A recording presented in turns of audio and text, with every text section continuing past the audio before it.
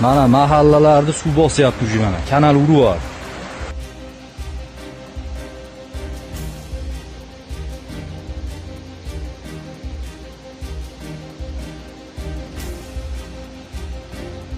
Andijon viloyatining Buloqboshi tumanida ko'chalarni suv bosdi. Bunga Janubiy Farg'ona kanali qirg'og'i o'pirilishi sabab bo'lgan.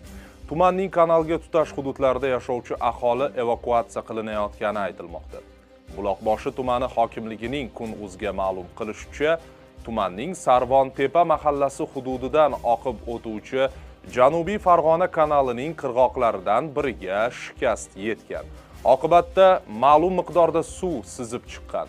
Andijon viloyati favqulodda vaziyatlar boshqarmasi rasmiy munosabatiga ko'ra holat yuzasidan ma'lumot olinishi bilan viloyat Norin Qoradaryo irrigatsiya tizimlari boshqarmasi tomonidan suv butkul to'xtatilgan. O'zgidromet sodir bo'lgan texnogen hodisa sababini aytdi. Unga ko'ra xavfli gidrologik hodisaning kelib chiqishiga Janubiy Farg'ona kanaliga GES qurilishi uchun ortiqcha suv tashlangani sabab bo'lgan.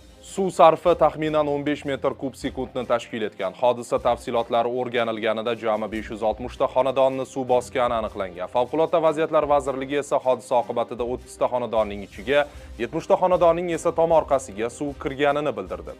Hozirda Favqulodda vaziyatlar vazirligi va boshqa hamkor tashkilotlarning texnikalari yordamida suv oqimini pasaytirish va kirgan suvlarni chiqarib tashlash ishlari olib borilmoqda, deyiladi vazirlik ma'lumotida.